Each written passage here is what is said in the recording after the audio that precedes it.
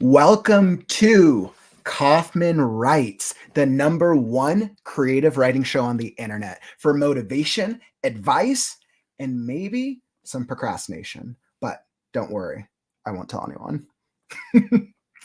welcome, my friends. Happy Monday. And I see we already have Atomic here in the chat. Woo woo.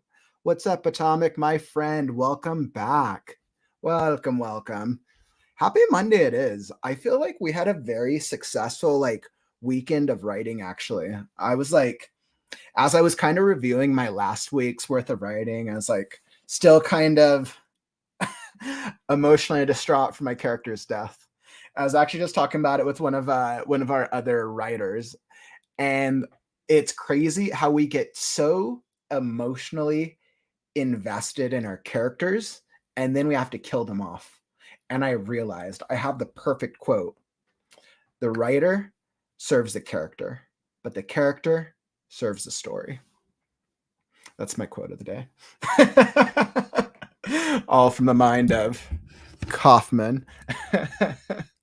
Awesome. And we are going to keep it easy peasy today. Super easy Monday. I did not even plan some creative writing discussion. So we're going to have our 2 writing sprints. Writing sprint number 1, 20 minutes as usual. And then I'll do my creative writing chat, whatever we're struggling with on our break in between. Oh, I am so eager to get into my story, but I'm at that point. I'm at that moment where I'm like, what do I write next? Maybe that's what we'll focus on today. Are you working on a story and do you feel like you're stuck and you just don't know what needs to happen at the next part? I've been here a couple of times now. I think this is the 3rd instance in this story where I'm like, what do I write next? Like what's the next part that I'm supposed to go on to? I have my outline. I know like where they need to get to. I know where the next main plot point is. But in terms of the next chapter, I've been thinking about it and I've been a little stumped. But I have a strategy.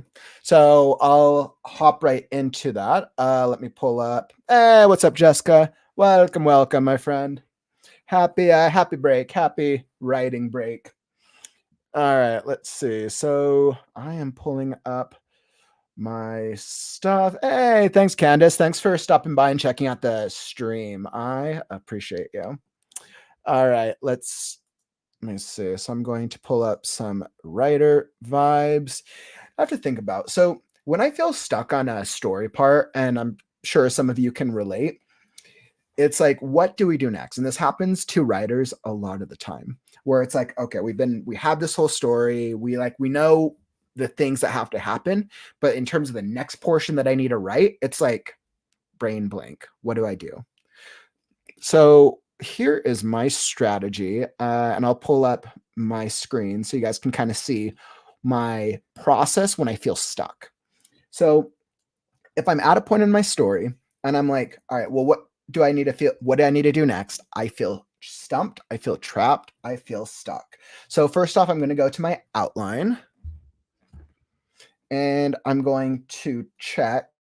So I always want to ask myself, especially during the rough draft, my goal is to further the story.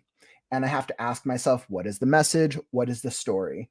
And what is the next major plot point that they need to get to? Are there any character development opportunities that I haven't explored yet at this point in the story? So with where we were at, when I look over the last couple chapters, now, if you guys have been joining me so far, I'm sure Jessica and Atomic, I know both of you guys have seen you recently.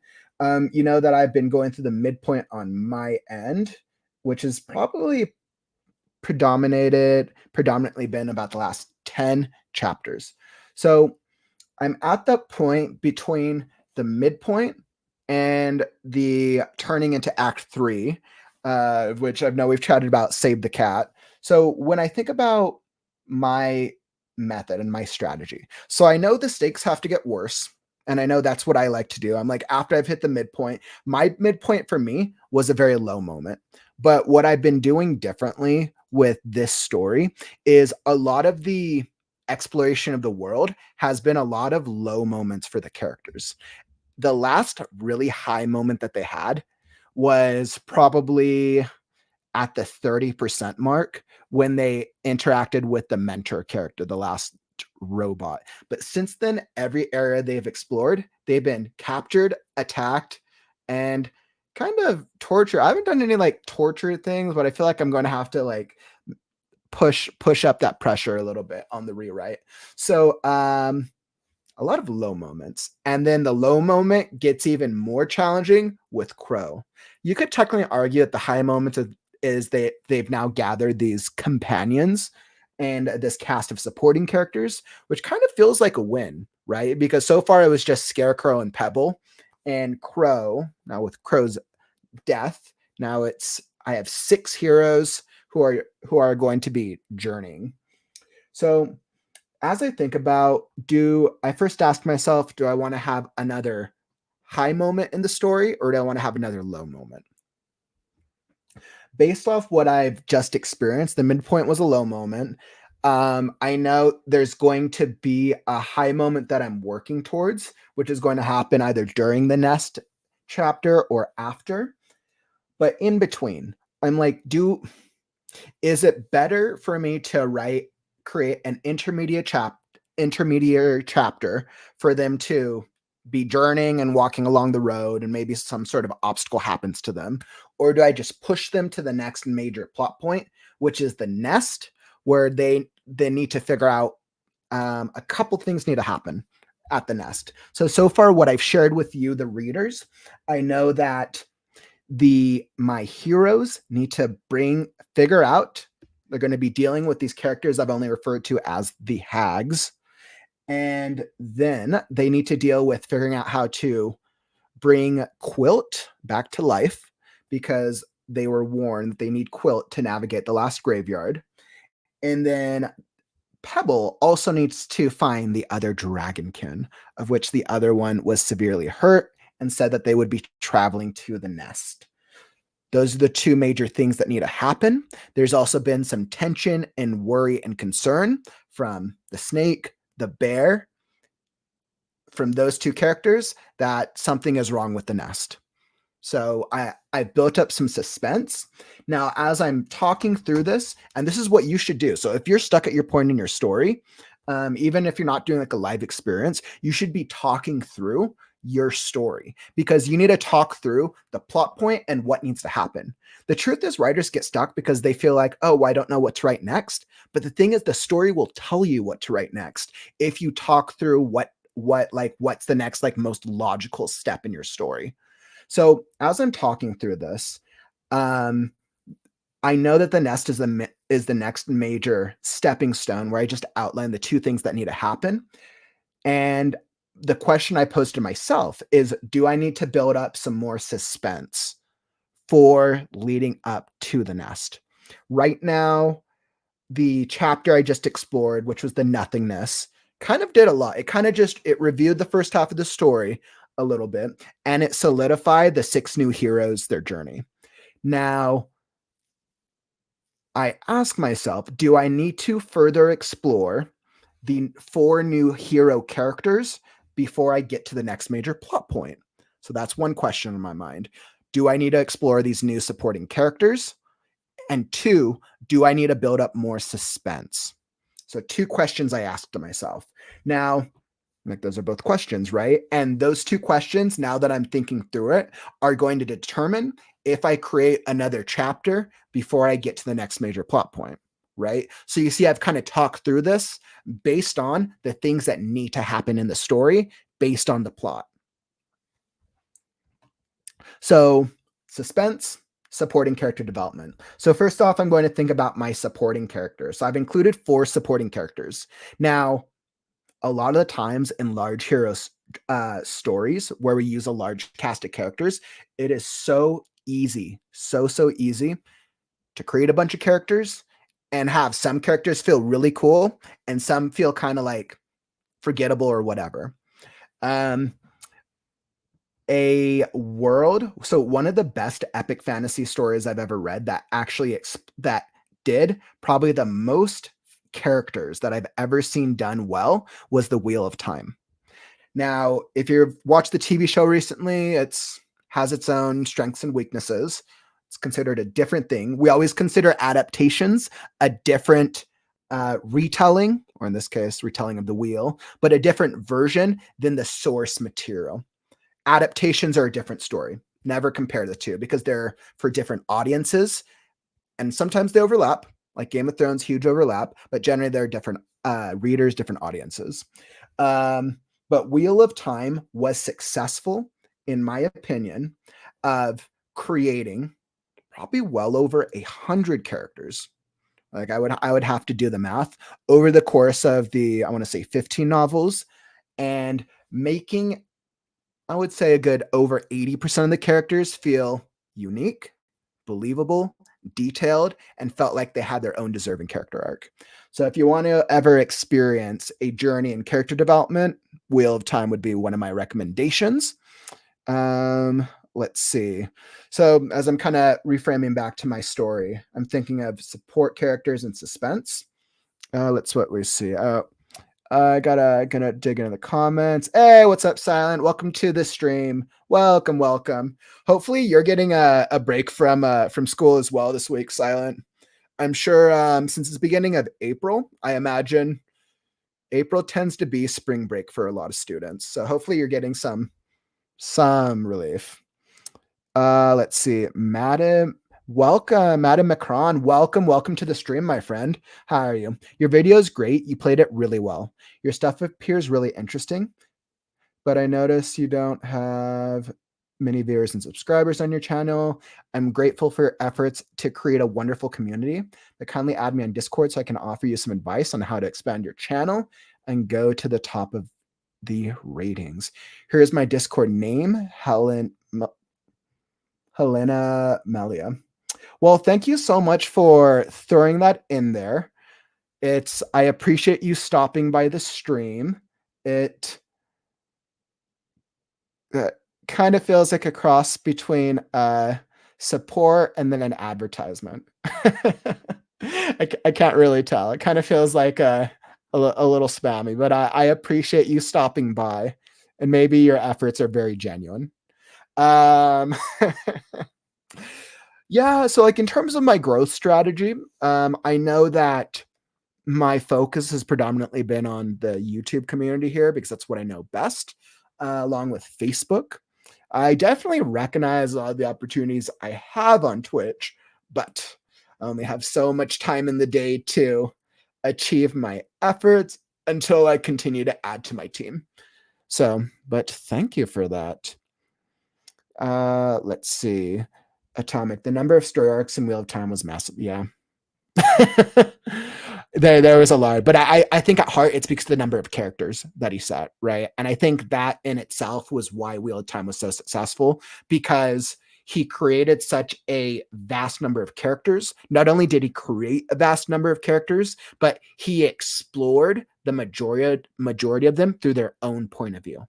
He consistently, especially once you get like to books 3 onwards, he consistently hops point of view to each major and minor supporting character and does it effectively to further the story. Sometimes I felt like it's easy to lose interest. If you're following the story and you're hopping away from your protagonist, the question you ask yourself is, how do I keep the reader engaged if I'm not sticking with the protagonist right now? Because now I have to change point of view to a character. I have to get the reader engaged in that point of view.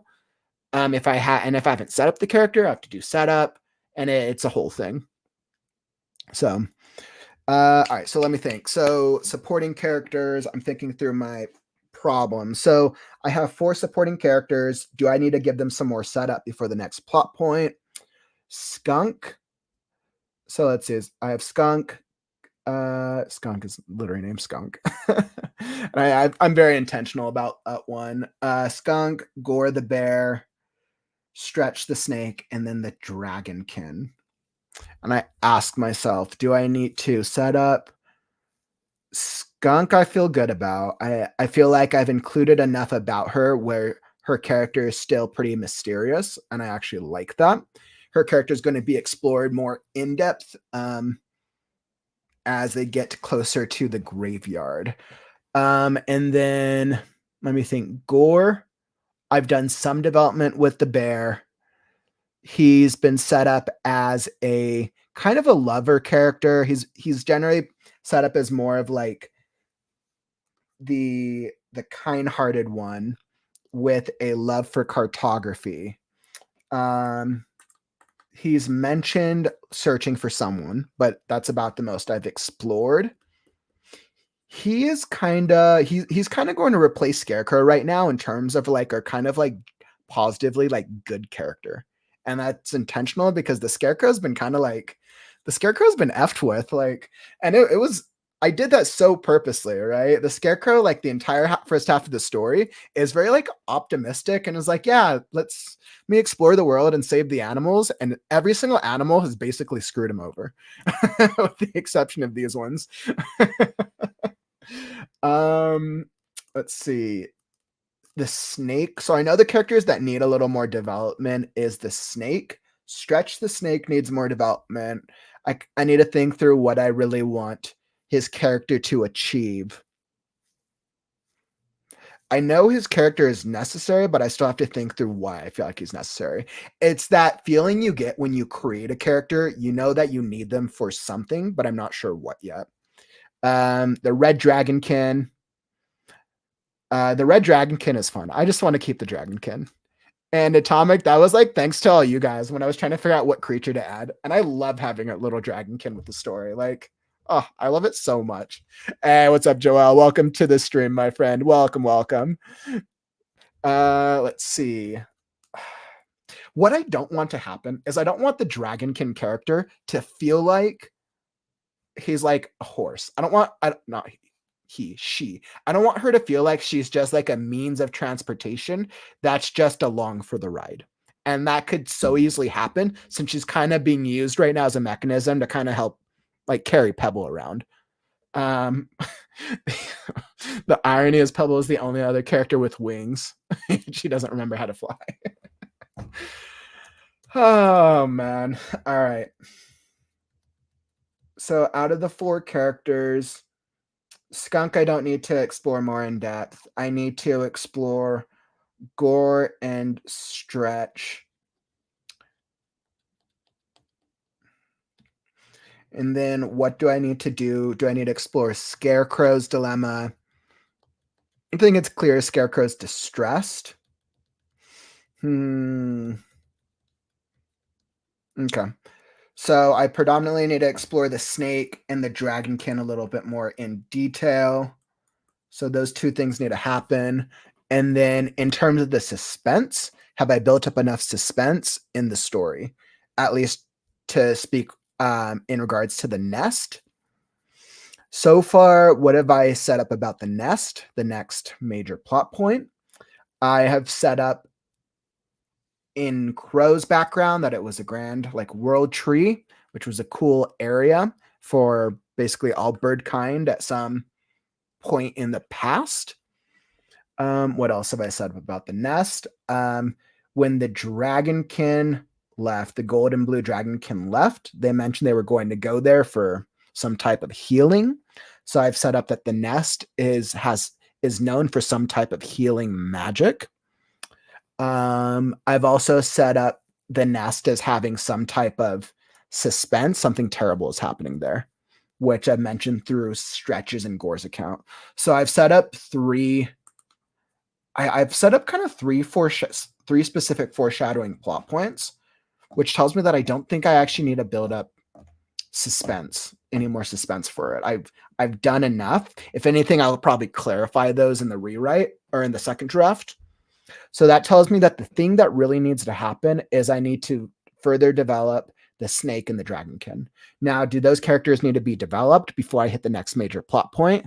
And that is the question that I've now posed to myself, which I've only determined by talking through my story, right? So I'm intentionally talking through this in a way in this live format to show you that regardless of if you're ever stuck at a point in your story, you can talk through it and you can figure it out. If you're sticking to the core principle of your protagonist's journey and the story that you're trying to tell. I'm of that 100% belief.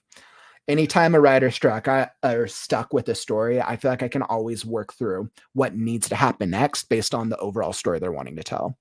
And if they don't, if let's say you're stuck on a next story point and you don't have it outlined, at least even if it's a rough outline, then there's the opportunity right there. Then it comes down to the writer needing to make some type of decision on like, okay, well, what do I want the next major plot point to be? How is that plot point going to be connected to the climax of the story and the overall story I want to tell? Um, and sometimes writers get afraid of like making that decision. But like the great thing is like do something extreme, do something that you would think is fun, like do something crazy. It doesn't have to work, but by you exploring, you'll figure it out as you go. And I think that's the cool point. That's the cool part of the storytelling process. Okay.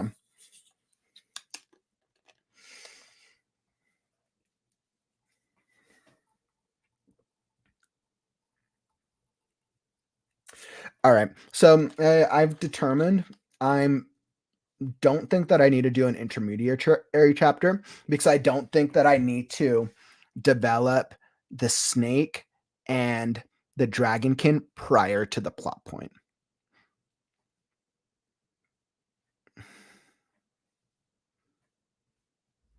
I think I can develop them through this plot point chapter, actually. So I think that's what's going to have to happen. Yeah. Awesome. All right. Problem solved. Wonderful. Thank you for joining me on Kauffman's thoughts as he develops he develops a story in his head. Welcome to Kauffman's brain. All right, so let me pull up. I feel good, which means that I'm going to hop right into the nest chapter. Let's see. So let me pull this up. The nest, which is essentially the heroes.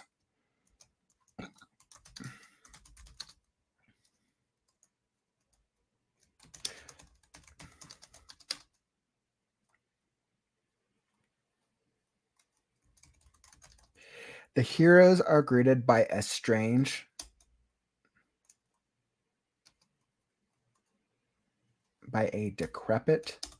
are greeted by a decrepit race of hags. Is there a race the hags? The heroes are greeted by a decrepit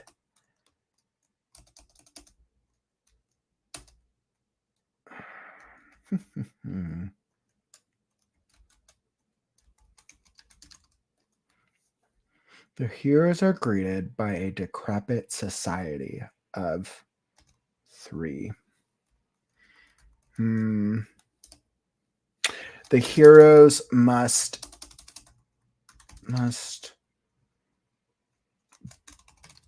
barter. Let's see. They need to get the heroes. Excellent. So the heroes must ask for help from the hags. We're going to leave it at that. The heroes must ask for help from the hags.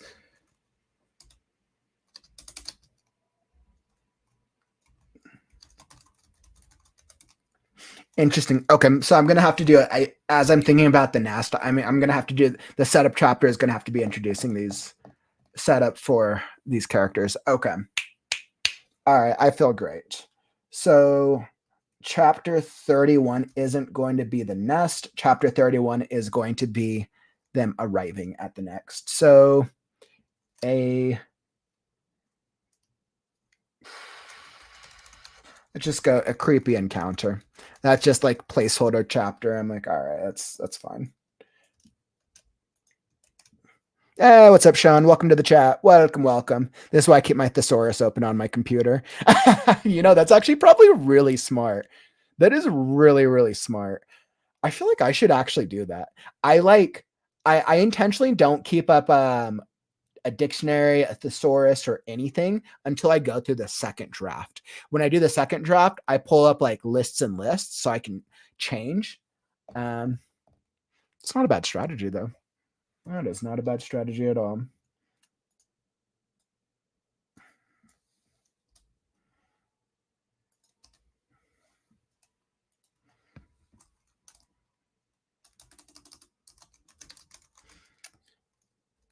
we're just going to call chapter 31 The Hags. That's what we're going to go with. Whether or not that is the chapter we keep, that's the chapter we have in front of us. All right. Thank you for joining me on this development process. Okay, so I feel good. I'm going to throw up the music. And once again, if you've been having a long day, feel free to sit back and watch as I get some writing in done for the both of us, or feel free to get some development writing or editing done on your own.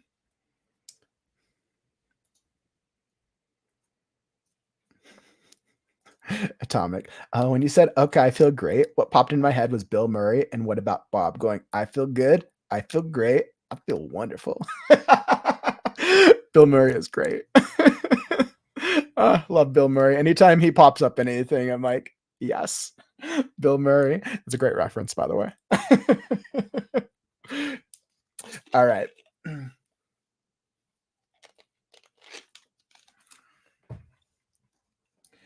Which means I have to do a little more conclusion at the end of this chapter. The end of the previous chapter, I left them off making the decision to go to the nest, but now I have to have them part ways at the end of this chapter so I can get the rest of the characters out of here. Okay. All right. Let's see. Music up. Our Norm Atomic Elf playlist.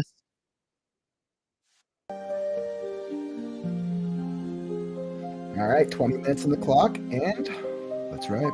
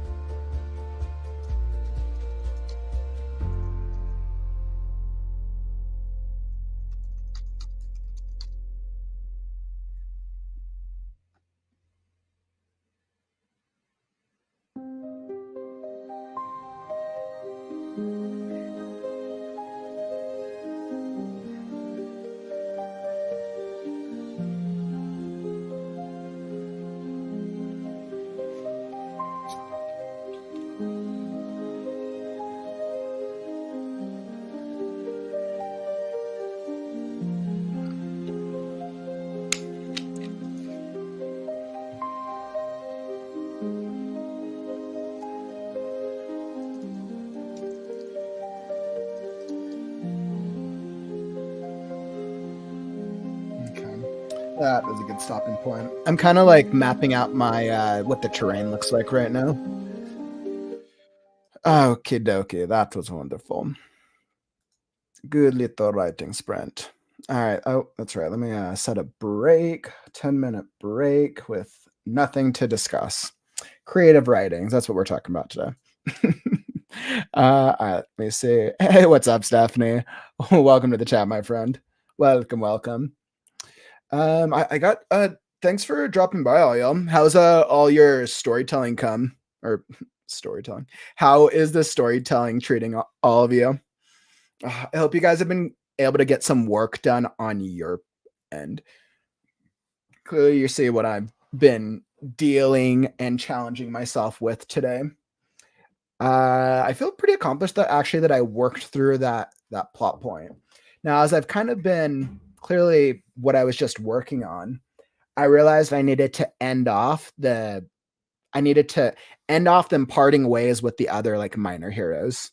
With they're leaving the otter, the squirrel, and then the two mice. So those characters are getting left behind, and I needed to really resolve that. I realized that in ending off this chapter, it's a good opportunity now to revisit the terrain. How have I done on painting the terrain? Sometimes I feel like in my story so far, I've kind of done just a whatever job on leveraging as much of the terrain as possible. I feel like what I'm going to have to do, because I really want to create some varied landscapes, I'm probably going to have to map out the world when I go into the second draft because, well, a map and knowing the terrain and the environment isn't always necessary for a story. With this story in particular, because so much of it is them traveling through a landscape, I need to now create a better visualization for myself in terms of directions and where things could be located. So that's something that I know I'm going to have to play around with on my second draft. Definitely for sure. Got circled off. Like the weather also plays a huge part in my storytelling. And the weather was a huge obstacle in the first 20%. And I kind of just let it be nicer weather. And it's about to change again. Weather is going to become once again a big obstacle. Let's see, Stephanie. I wrote about 2,000 words this morning and I'm working on editing. Nice. It's nice when you're able to start off the day with a solid word count. I'm always curious. Do you guys always like mix the different like types of the writing process that you do throughout the day? I feel like with myself, when I'm working on a story, I try not to cross between doing different parts like development, writing, editing. I try not to mix the parts and try to create it as one through storytelling process.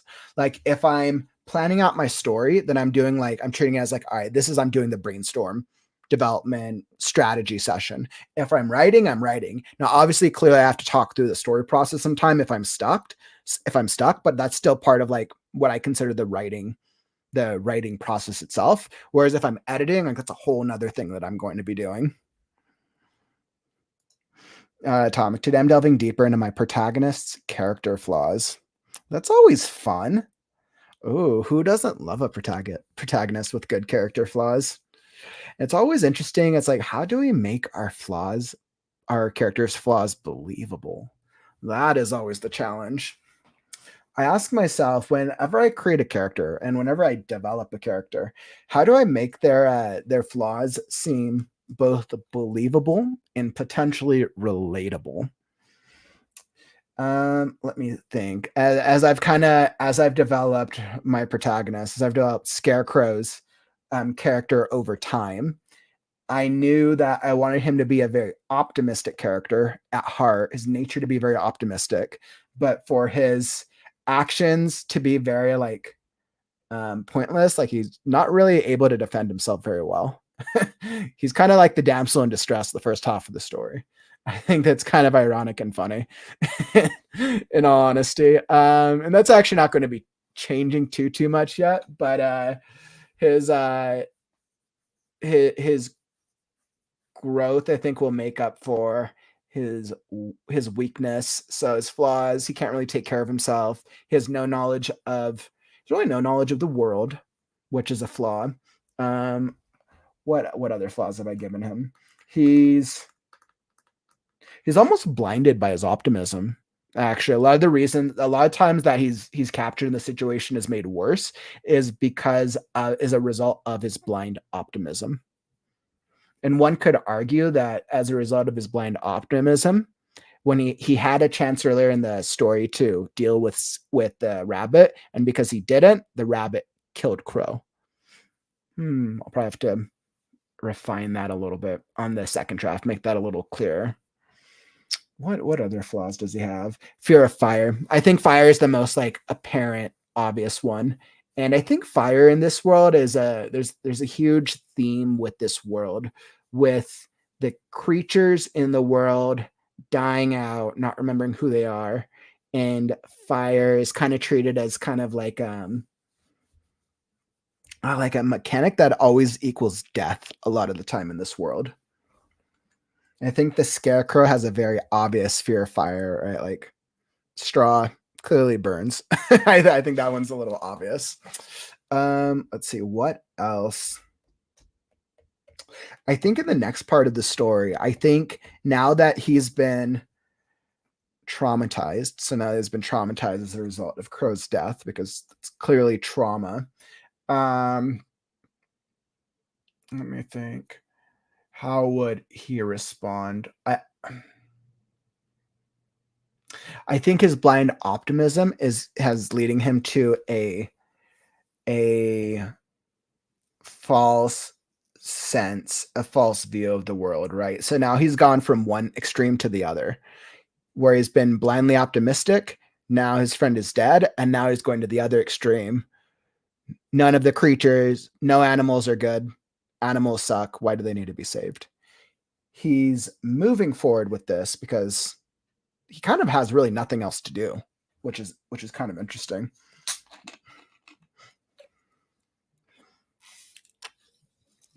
Let's see. Stephanie, I outlined everything about the story before I started writing, and I did profiles of my main characters so that I knew them inside and out. And then I go back and forth between writing and editing. That's really interesting. So you kind of invest more time into um the brainstorm outline phase. So and then I go back and forth in between writing and editing. Interesting. So you solidify time for the brainstorming and conceptualization phase, and then during the development phase itself, you go back and forth between writing and then really guess like the secondary thing, which is editing. That's interesting. I always learn. I always love learning about other writers' processes, and it's always interesting because then I think about my own process, right? And mine kind of changes based on the story that I'm working on. Like the last script I was working on, which was a lot of fun. But I spent more time into the conceptualization stage in terms of kind of like what you're doing with this one, Stephanie. I wrote out full character outlines for each of the like 5, 6 main characters that were in it. I wrote down all the plot points for the story. I wrote down things that I wanted to do with the world, things that I wanted to accomplish, themes. I did like a full like 10-page Bible. It's called it's like a cross between like a pitch and a Bible for a script, anyways. So like I set that originally before I even started into the story. And then the story itself, I wrote a scene and then I went back and edited. Wrote a scene, then went back and edited. It was interesting. And it felt right for that story. But I feel like every single story that I work on, my process changes. It's kind of interesting. I don't feel like I actually have one process that I could call my own because for me, it's I think I start first with either the story that I want to tell or the character, and then I let the story and the character determine the process, the path, the development that I need to take. It's kind of interesting. My quote of the day is that The characters serve the story, and I serve the characters. Creative writer quote of the day. I love it. Let's see. Stephanie, I found that using Discord was a big help. So I created a Discord channel and just outlined everything about the story in different categories. And then I go back and forth if I need to refresh myself on anything. Well, that's kind of interesting. So kind of using Discord as like a method or means of organization. Oh, that's an interesting process. I've been asking myself because like I've been using Word, obviously as I use Word for most of my writing.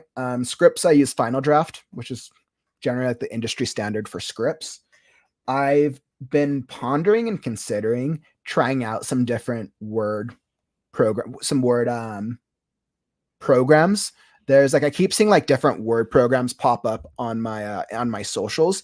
I've been considering trying out different ones. Because I think there's value in finding a means of organizing things in a way that's feels that works for you. And I'm sure there's like Word is all right and it works for what I've been doing, but I'm sure there's better programs out there. It just really comes down to, do I want to invest the money into some type of different Word program that's more designed around storytelling? I might. If I let's see, I need to do more research, but if I do end up exploring and diving into some of these Word programs or some of these like storytelling programs that I've seen, I'll definitely share the journey with y'all as I explore them. So kind of going back and forth because I feel like I'm so set in my like ways of word processing with Microsoft Word, but my gut tells me there's better ways that would be more time efficient for me. But I never would have considered using Discord as a means of organizing. That's really interesting. I was like, I only know Discord so well. I've never actually considered it as an organizational tool before. That's actually kind of cool. I've seen like friends. I know a lot of friends who are have Discords for like community and connection and like chatting with one another, but I've never seen that one.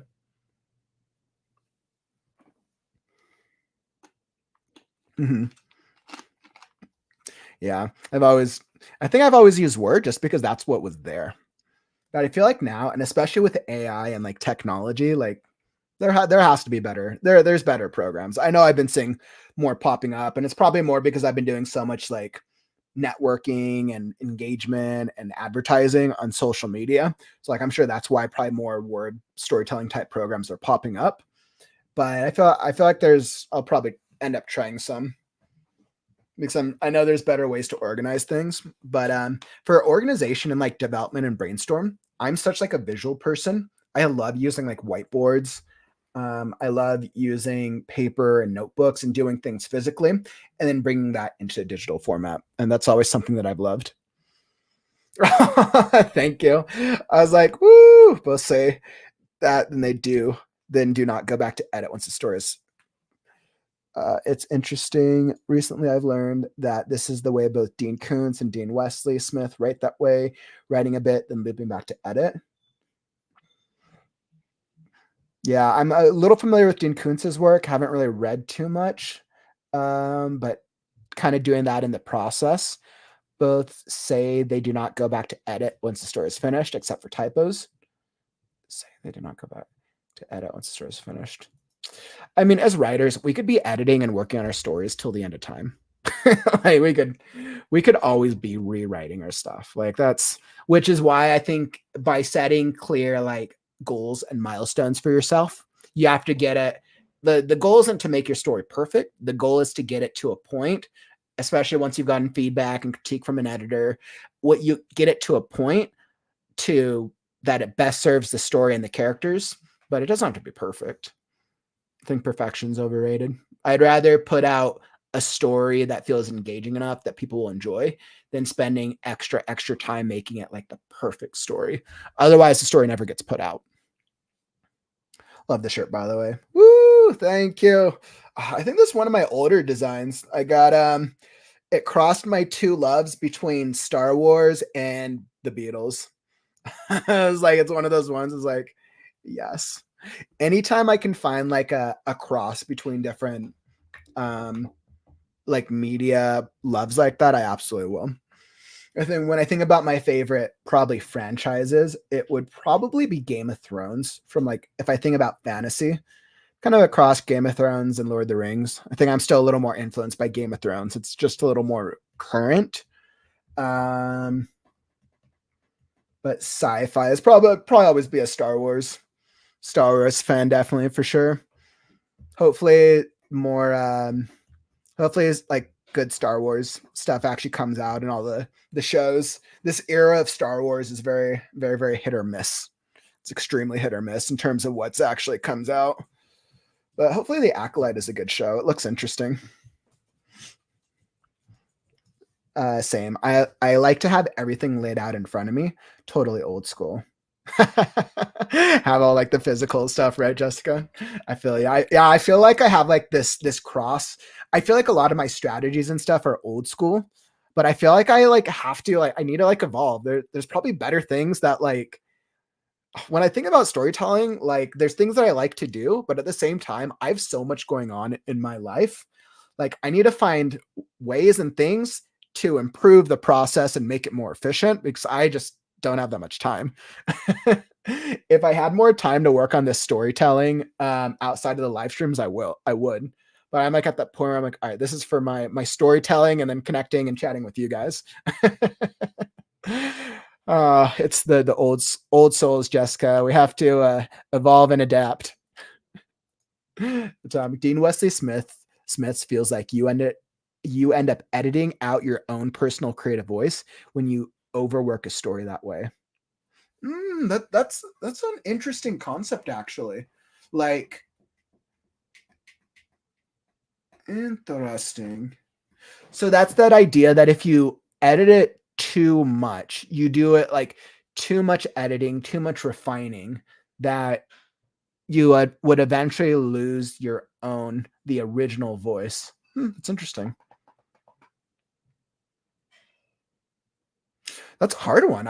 I'm not sure if I agree with that or not, but I don't know why, but I'm not sure. I feel like I only come across like don't edit your work forever, or then it just never gets put out. Like that's my belief.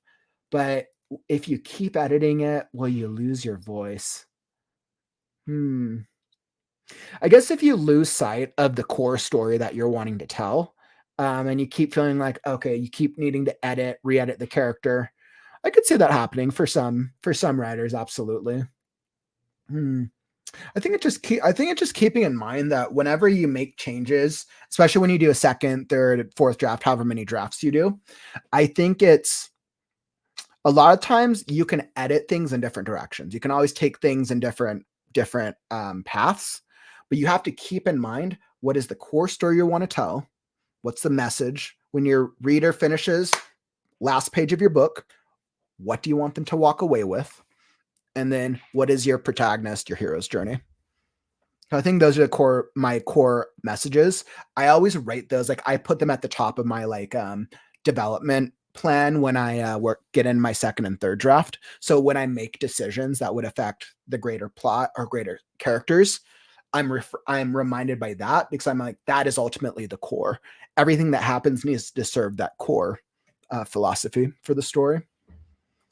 So but yes, speaking of working, perfect segue back into writing sprint number 2. All right, because I'm eager to get back into it. I think I can cap off this chapter. So I'm going to reset my timer. 20 more minutes on the clock. Once again, Atomic, I'm still digging your playlist. All right, let's do that.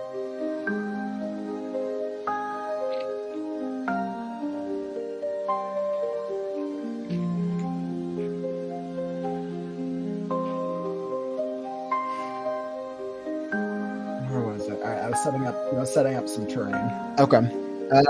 20 minutes, sprint number 2, and let's write.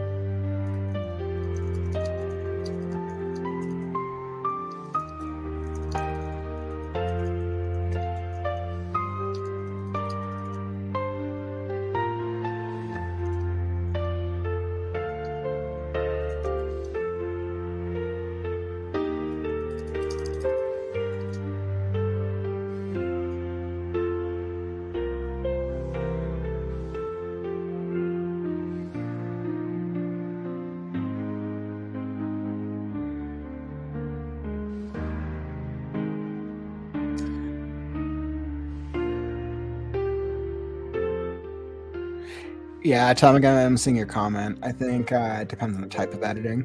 I could say that. I think that's why a lot of writers break up editing into like copy editing and then developmental editing and the different types for that reason alone.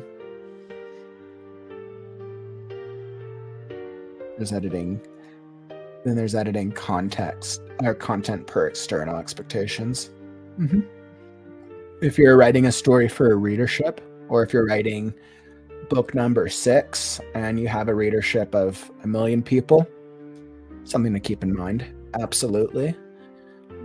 Especially if you have contracts and commitments to publishers and agents. When other people are involved, the storytelling process is shifted and changed.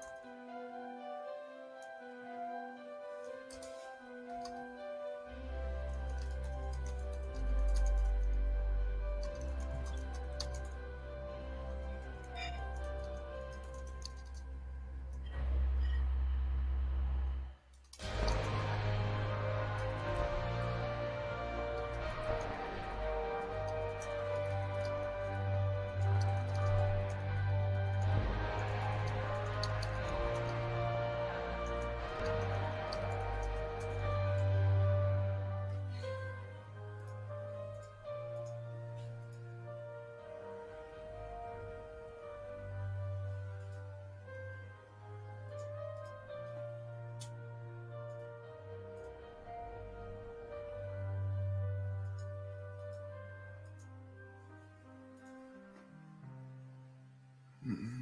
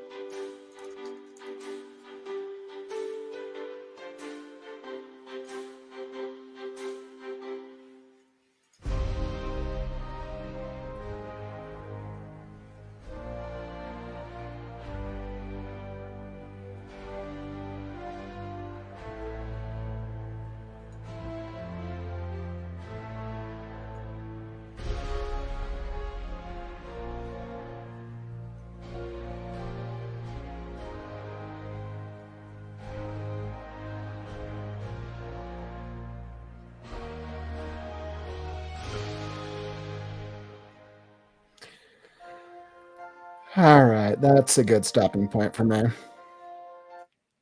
Okay. I definitely went a little longer than I anticipated, but it had been a while since I had done any type of setup for it'd been a while since I'd done any type of setup for the terrain and the landscape, which I don't think I really touched upon since before the Colosseum. So I knew it was time to kind of reset it. And I also have I always challenge myself with just with setting up the environment and the setting. It's it's important to obviously give enough of a visual scope of the world around them. But I know at times that like just setting up landscape can be boring. So I always try to make sure that I'm balancing the landscape setup with the character's journey. So I feel like that's probably will be a good opportunity for me in the rewrite, the second draft. Excellent. So that was fun, and that's all that I got for you today, my friends. I'm going to call it a day. Tomorrow I'll be back normal time, 5 p.m. Mountain Standard Time. I hope you all were able to get some good writing in today. And don't forget to like the stream on your way out. Sounds like we've all been getting some really good writing done today. So I'm really happy. Thanks for stopping by as well, Silent. Hope the stream gave you guys some good motivation. Sounds like everyone's kind of in their own world of writing today, but it's what we're here about. It's all part of the writing process, whether you're brainstorming, writing, editing, or D, all of the above. All right, friends. I'm Kauffman, and remember, words are wind, but stories are forever. I'll catch you on the morrow. Bye, friends.